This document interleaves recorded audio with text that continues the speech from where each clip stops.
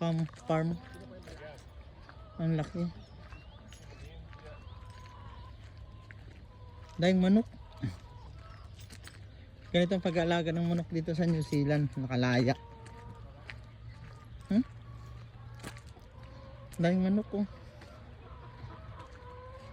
Laya lang sila. Ayun oh.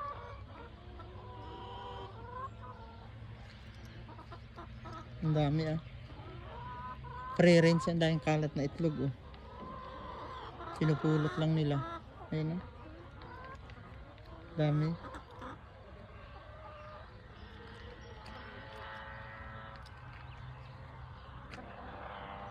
Sana all makaganito rin ako. Ang dami manok mama. Pinakuha lang yung itlog. Pinupulot lang. Yan. Ang dami.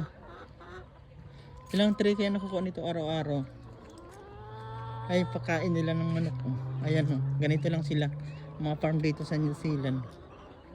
Yan oh. Yung pagkain. Tara! Dito na ako sasakay. Ayun baka naman.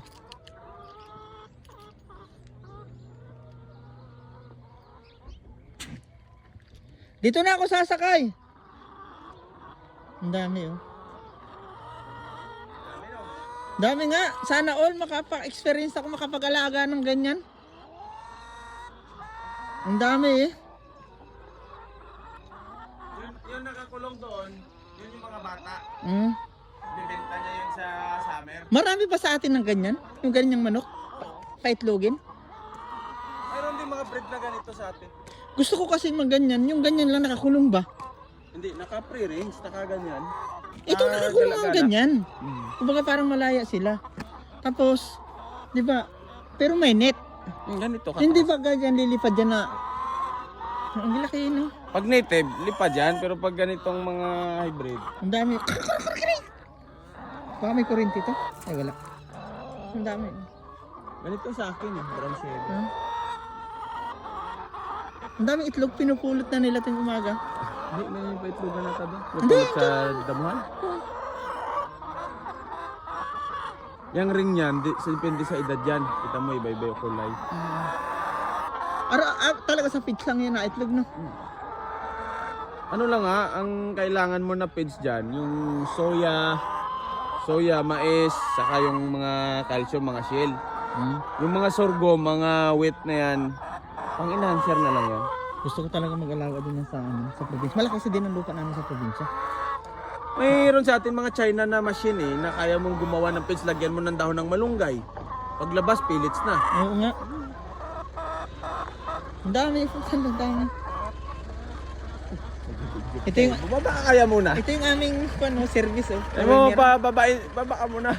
Ang dami oh. Bumaba ka muna, Ruli. Bumaba ka muna. Ang dami oh.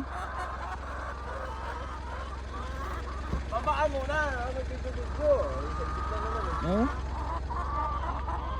Grabe. Sana all.